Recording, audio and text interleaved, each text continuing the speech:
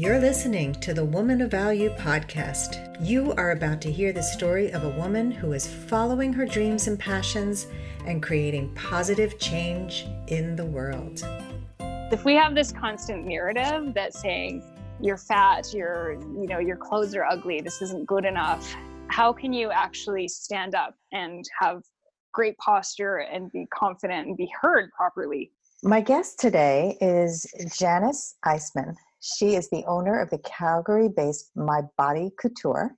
It's a private one-on-one health studio. She is a highly certified movement specialist and a nutrition coach.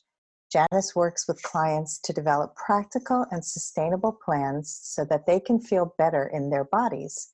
She is a local and international speaker and presenter, and she is frequently quoted as a health expert in publications such as Reader's Digest, Prevention, Women's Health, Cosmo, and Working Mother. Welcome, Janis. Thank you. And I wanted to also say that on top of all of Janis's amazing qualifications, she's also a wonderful person. I know her personally through her membership in my Facebook group, Your Last First Date, and she is also an amazing monitor in that group. You're always there to present just a very kind and reasonable way to look at life and dating and love. And so I appreciate that. Thank you. You're welcome. Thank you. So Janis, take us through your aha moment when you realized that you needed to make a change and claim your value. All right. So I had a totally different career. Had you read my bio 10 years ago, it would have had a completely different job, a completely different city, a completely different life. So I completely changed my life about 8 years ago. I used to work in the fashion media. I lived in New York City, and that was a very different kind of job. That job was based on connections. It had a sales element to it. It was based on reputation, physical appearance. And my job today is extraordinarily different. It couldn't be more different in certain ways. The aha moment, really, I can pin it to 1 second in time. Unfortunately, I had just attended a show at Fashion Week, and I actually just had a moment where I knew that I could not do this anymore. And I went out behind the tents of Bryant Park and I sat down at a picnic table and I started to cry because I didn't know how to get from where I was at that point in my life, where image was everything. And I had worked so hard and I loved my job. I really, really loved it. But that world was not for me.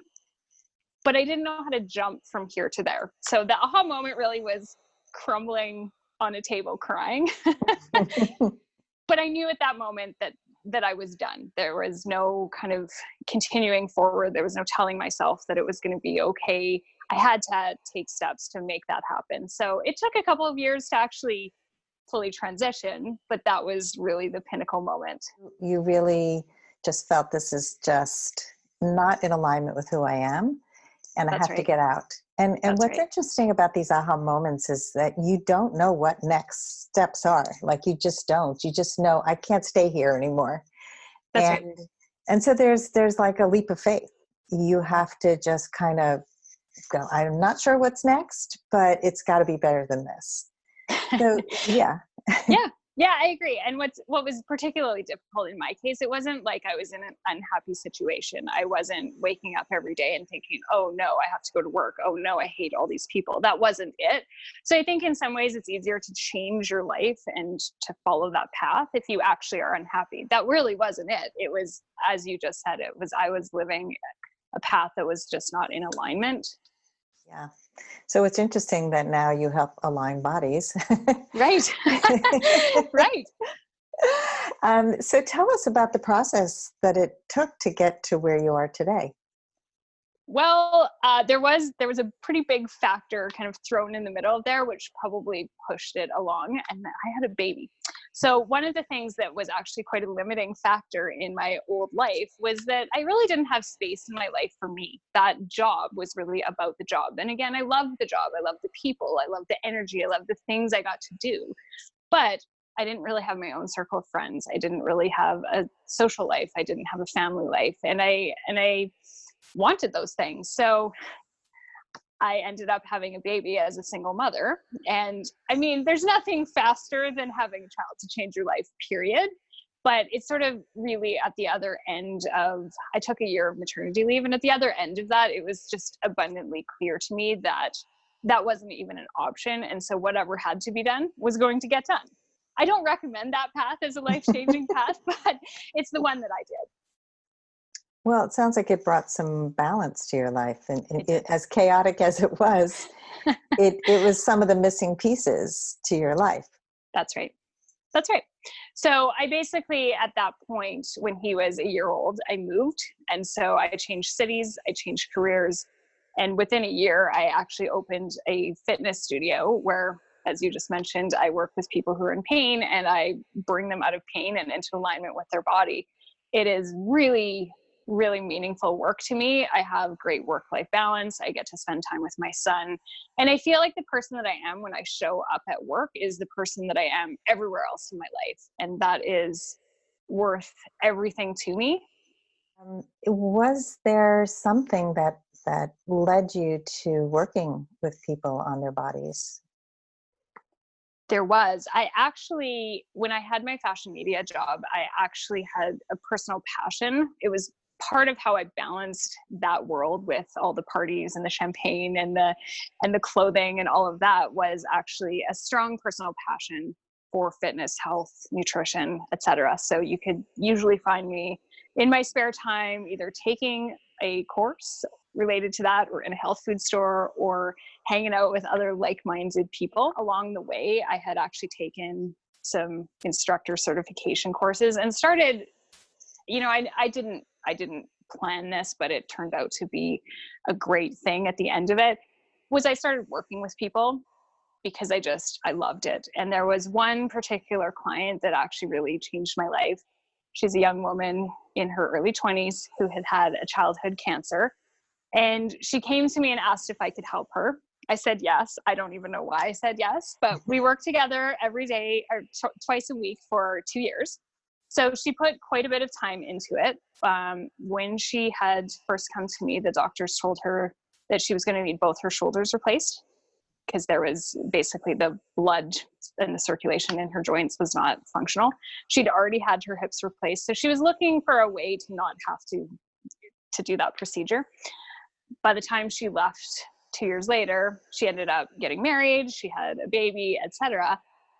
But she told me when she left that the doctors had cleared her. The last time she'd ever had a steroid injection in her arms was the week that she came to see me, and she no longer needed the surgery. And I was like, whoa, that is something that I can do for people, which is really meaningful as well to me. Wow. Amazing story. And yeah, I'm sure that can motivate anybody to, to want to continue to do this work. Right. It's like a miracle worker, really.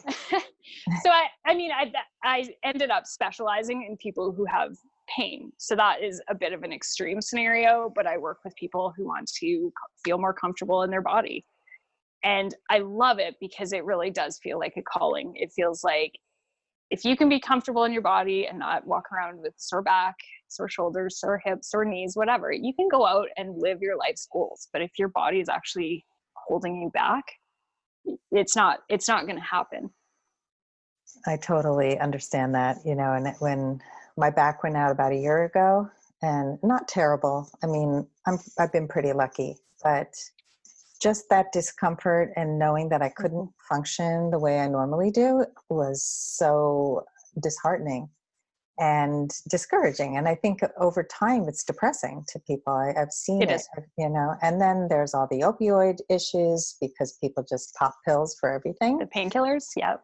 Uh-huh. Yeah, so I'm taking a bit of a different approach, and it's why I actually resonated with you in the first place, because you really take a woman of value approach, and that is on every level. You speak about communication, you speak about following your dreams, but I work with women and men, for that matter, on doing that really with our bodies. And that could be, I've worked with people from every phase of athletic to completely sedentary. One of my favorite clients actually has been my mom. And she said to me, I don't think this is doing anything. but it feels better when I garden. And that to me is really what the goal is. I don't really care if you're looking to, get out there and work in a corporate setting, or like you said, if you're, you want to go live your life on a weekend, go on some dates, see friends, if you want to just get out in the garden. That's really my life's mission, is to help people get their body out of the way so that they can get on with the things that they want to do. Yes, it doesn't have to be major. It doesn't have to be saving somebody from shoulder replacement. Correct. Yeah. Yeah, being able to garden, being able to cook. I mean, being able to function is huge as people age, especially. And I'm wondering, Janis, if you have a personal connection to this work. Like, how has this work helped your own body? Great question. I actually got into it in the first place because I had a knee injury, and it was just caused from running. And if I knew then what I knew now, it would have been solved in probably 2 weeks. But it was in the 1990s, and I kind of walked through a very traditional path. I went to a sports doctor who it was super crazy. He told me to take a piece of string and hang a rock off it and then move my leg. And I tried everything. And then there was a day that I walked into a Pilates studio, and that was in the olden days of Pilates, when the only place that you could find them was an actual studio, and everybody that was in there was basically a dancer of some kind. And it just instantly created a shift in my personal confidence, in my body. My knee issue went away. And actually, I later went on to run the New York City Marathon without any issue and without any other special effort. I did not grow up as an athlete. I was like horrible at, not like horrible. I actually was horrible at phys ed, to the point where I remember sitting in my phys ed teacher's office crying because it was bringing down my GPA. So I did not come to this as a person who just is like this gazelle rolling through life, athletic, and just, I get it. That's why I do what I do, because I feel like by the time my body gets it, I can break that down to anyone. But I noticed that there's a huge difference in my confidence, period, end of story, and my ability to go achieve my dreams when my body feels like it's ready to go. Yeah, well, I can't even imagine a rock coming off your knee. Great. But, and I've dealt with crazy doctors, and you start to trust your own medical intuition. I think we all have intuition that we ignore, and we give up our power to people in power and think, well, they know better. And the truth is that if we tune ourselves into our bodies, we know a lot more than we think we do. We do. However, what is really missing is a dialogue to help educate us on what our body's saying. So I spend a lot of time with my clients literally developing a vocabulary. We think of pain as one category. My back hurts. Is it sharp? Is it moving up? Is there movement? Is there heat? It's basic things like that can help us problem solve, but we don't learn that in school. And so we always tell people, listen to your body. But the fact is, most of us have absolutely no idea what our body's saying to us. So I agree with you that there is a deep intuition. For example, there's a lot of stories, and it actually even happened to me, where I was sick with something, and my doctor had never actually seen these symptoms linked to that particular disease. And so he basically was like, well, he wasn't saying I was crazy, but kind of. And I knew that something was wrong. So on that front, I agree with you, but I think that there is definitely a call for all of us. This is, our body it's like a car, and you need to have some fundamental education on how this works, how we maintain it.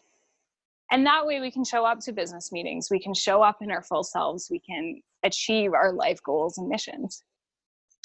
And you see that people who are really high peak performers, like you look at a Tony Robbins or a Brendon Burchard, for anybody who knows him, and they're working on all of that. If you look at Tony Robbins' film, Not Your Guru, I think it's called, you could see his morning routine, how he works on every aspect of who he is all the time, every day. If it's true, it looks like it, because he looks like he's in great shape.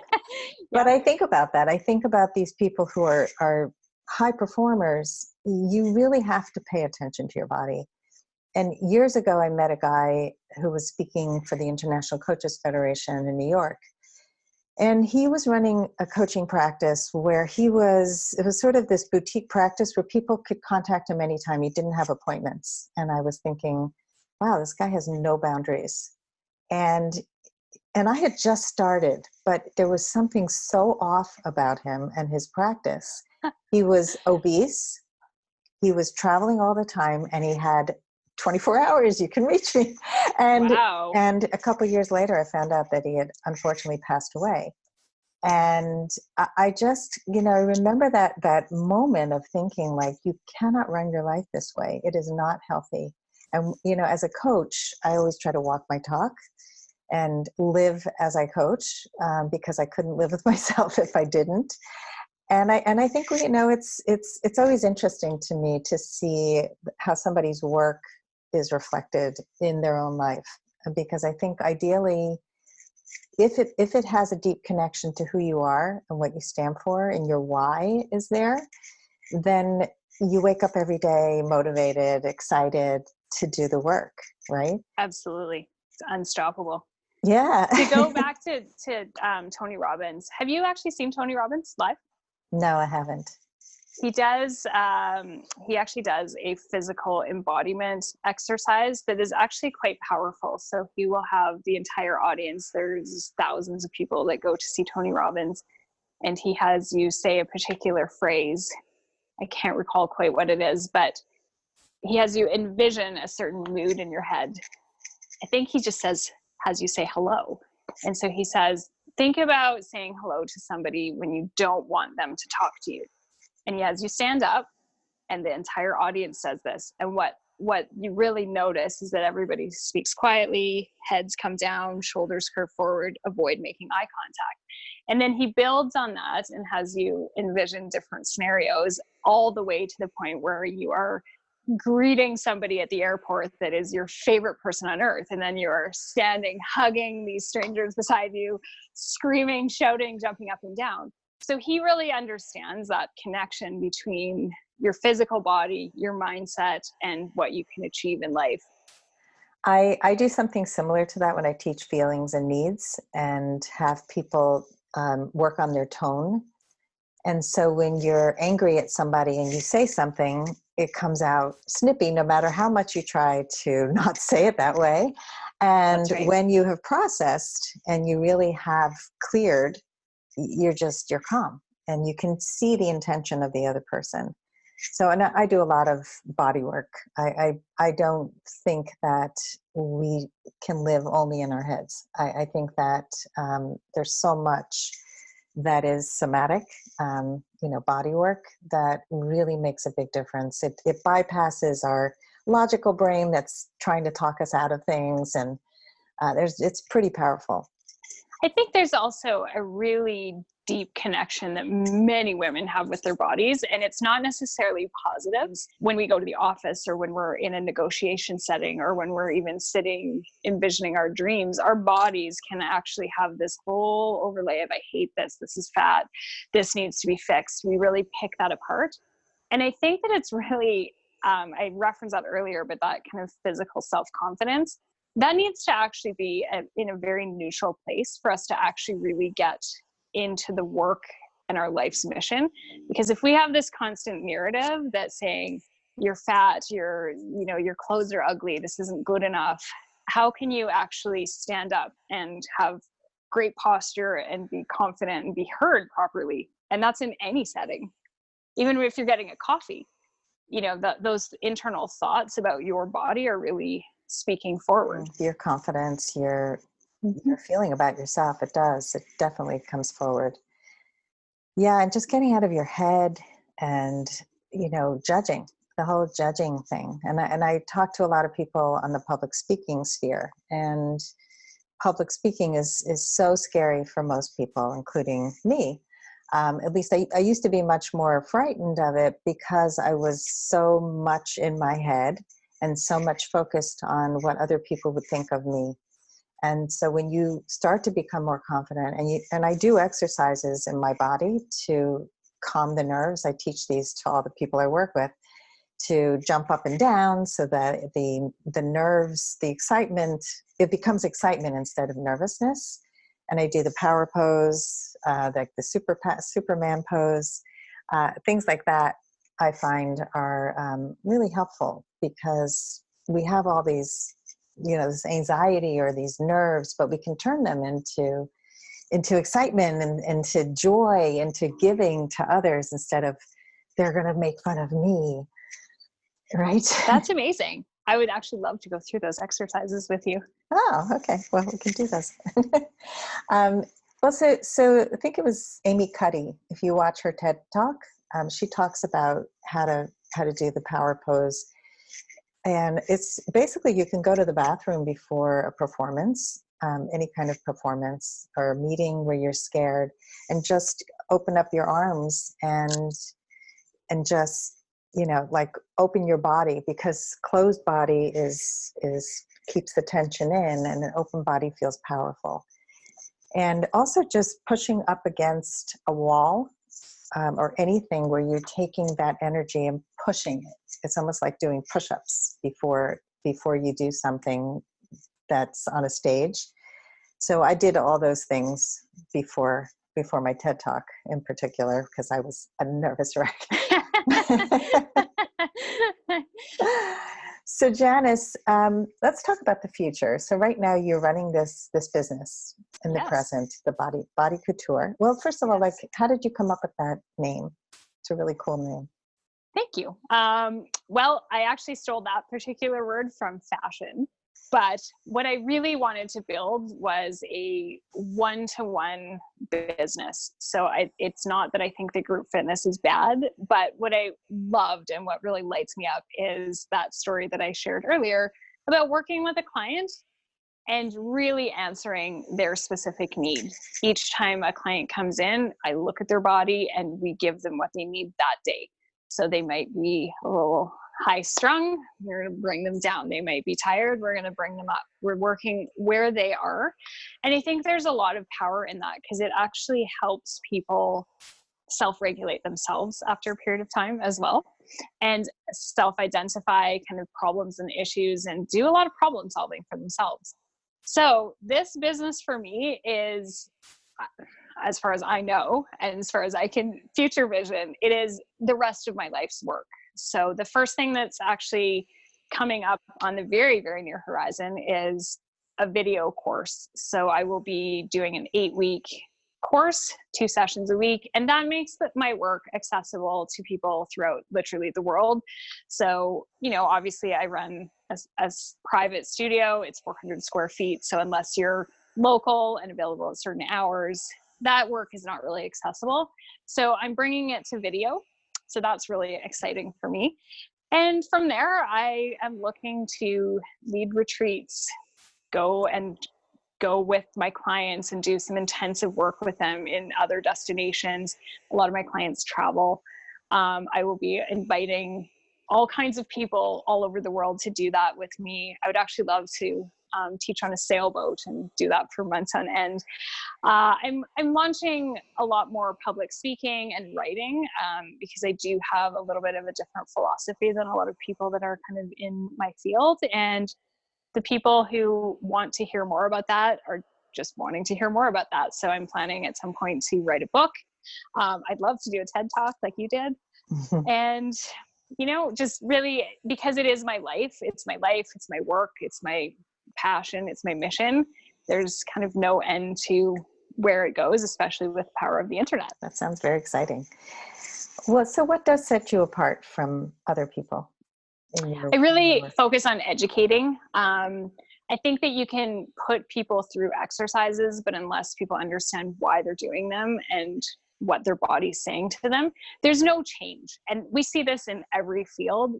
We can work with a professional in any field, and if they are actually doing it for you, we don't tend to get that deeper education. So I'm actually an educator as opposed to I do personal training in the sense that you're working one-on-one with me on fitness oriented exercises, but I am so far from a personal trainer because I'm getting out my skeleton. I'm showing you your body, we're learning kind of that body awareness piece. Actually, it's a very uncommon thing for somebody to work only one-on-one with clients in my business. So I always say to people, I'm not a group teacher that teaches privates. I'm a private teacher that sometimes, not that often, teaches groups. And that really is a very different job, as you know, from your coaching work, because I'm not sort of formulaically saying, everybody, this is really what's good for you, because actually it's not. And really my personal investment in the success of my clients. I actually at some point hope that they leave my practice, that they've gotten enough tools, we've kind of dug through the layers and peeled the layers of the onion, that they can leave and go live their life. Very similar to my philosophy. Yes. Yes. Yeah, I am such a proponent of having people leave and go off and do it on their own. And so many people come to me and say, just tell me what to do. And I say to them, I say the same thing to my children. You know, it's not going to serve you if I do it for you or if I tell you what to do. I can help you formulate the right path for yourself. But we all come with our own experiences and our own bodies and our own everything. And we really need to be able to figure out this stuff. And there's no formula. So that also, I mean, I see, obviously, everybody sees, if you open up any Instagram related to health or fitness, there's kind of formulas and memes and things like that. And it, you know, maybe that does work for 20 days or 30 days. It might even work for a year, but you really do need to dig underneath there. And you do that with your dating group as well. It's not kind of a, here's 12 rules. It's doing the much deeper work. So I think that that's kind of where I sit, is we're getting underneath all of the memes. I actually write blogs that kind of break a lot of those myths, because a lot of them just aren't even true.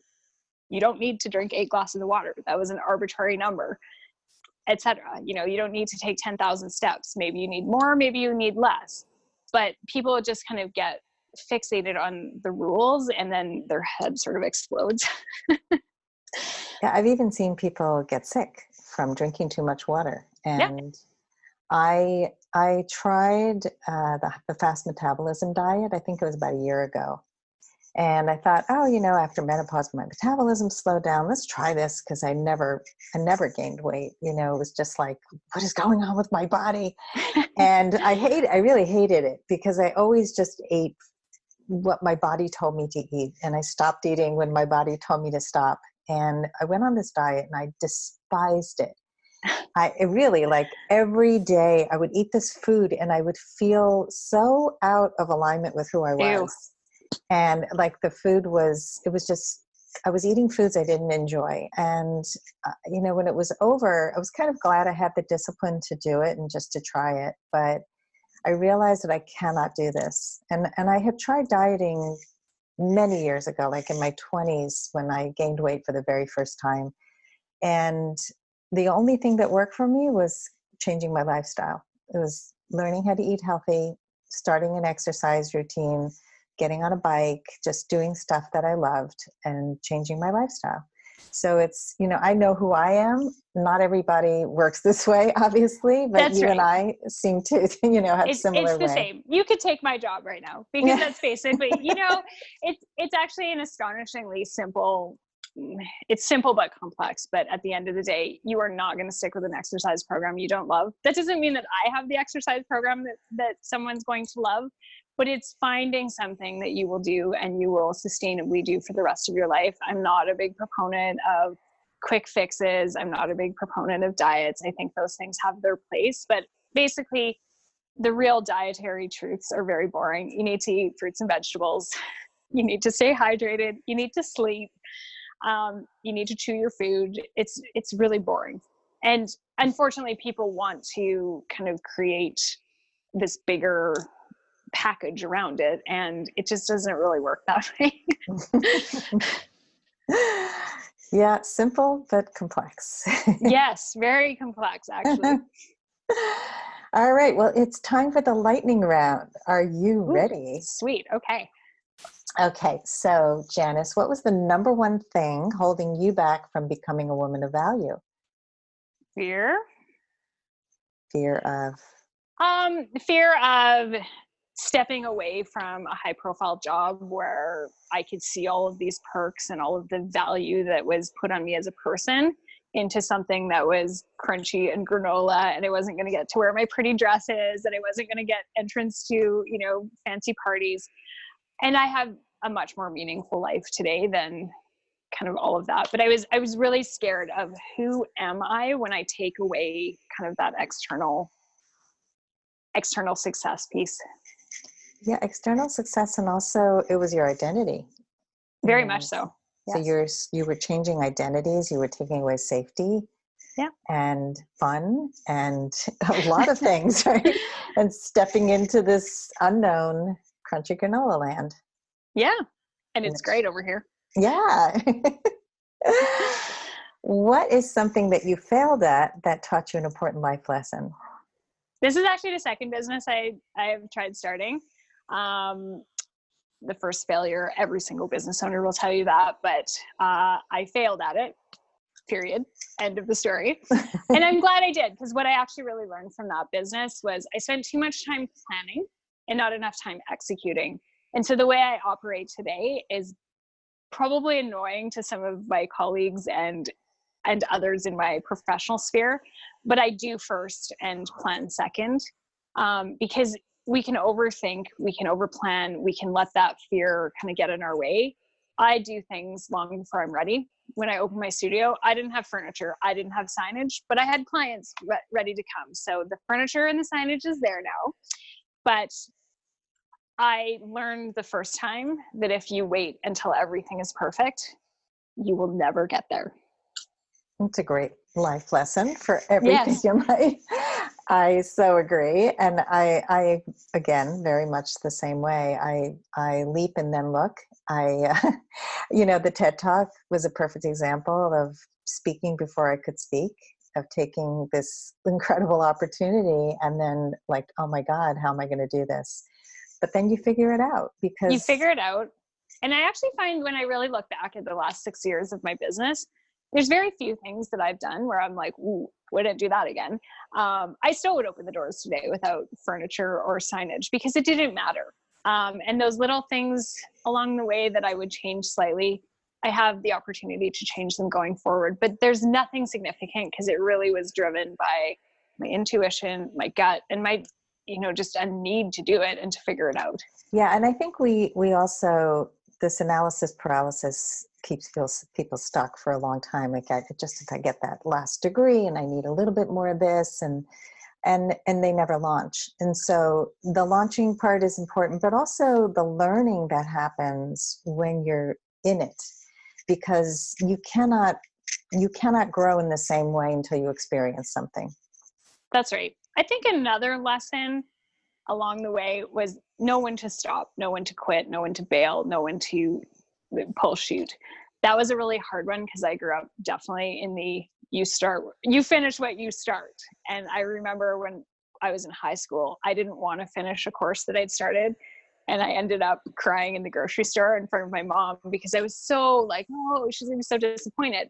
But that one is really key when you are following your dream, because not everything that you start and not every person you employ and not every idea that you have needs to be followed through to that very, very end. So true. Yeah, it's sort of a dance. You step in, you step back and take a look. Right. You go back in.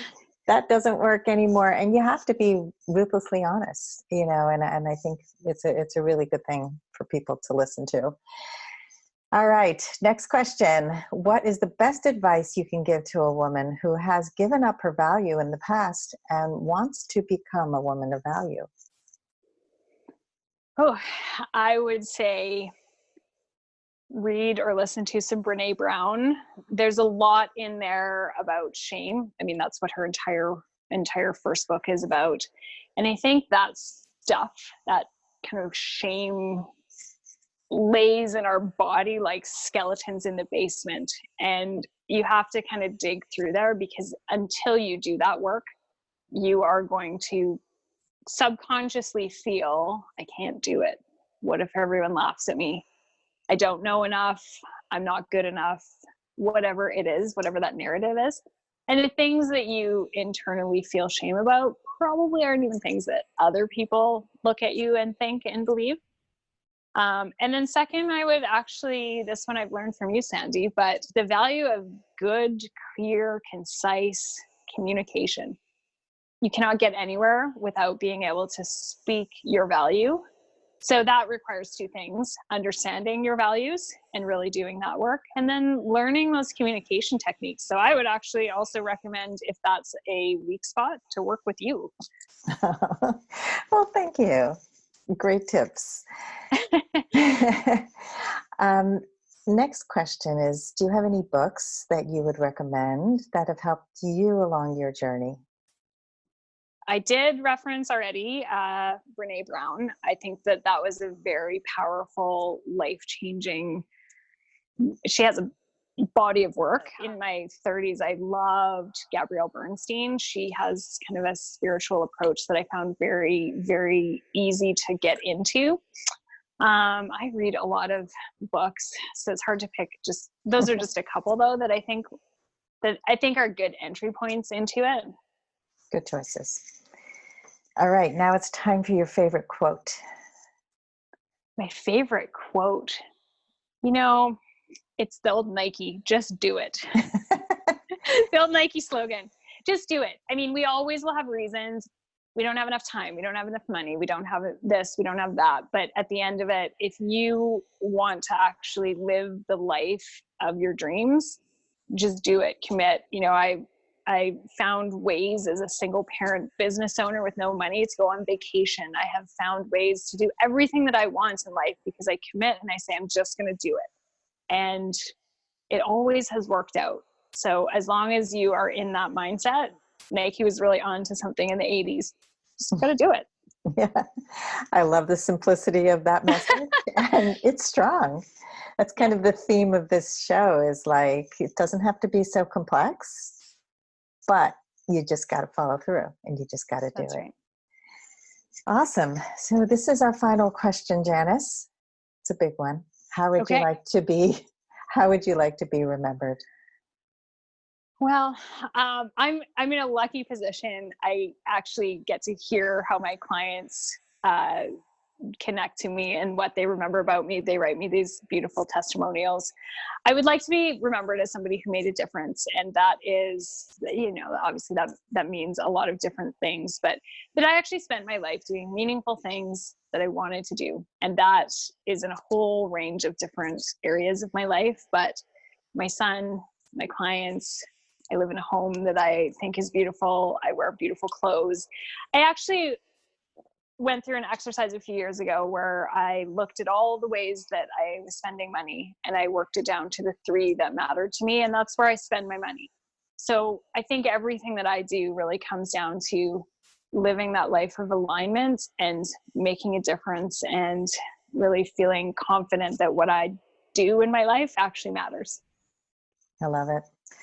Well, you are living that life and you're very conscious about it, which is a wonderful thing for other people to see and to learn from. And to know that you didn't just get here because you were born into this athletic body and had, the perfect career coming out of high school and college.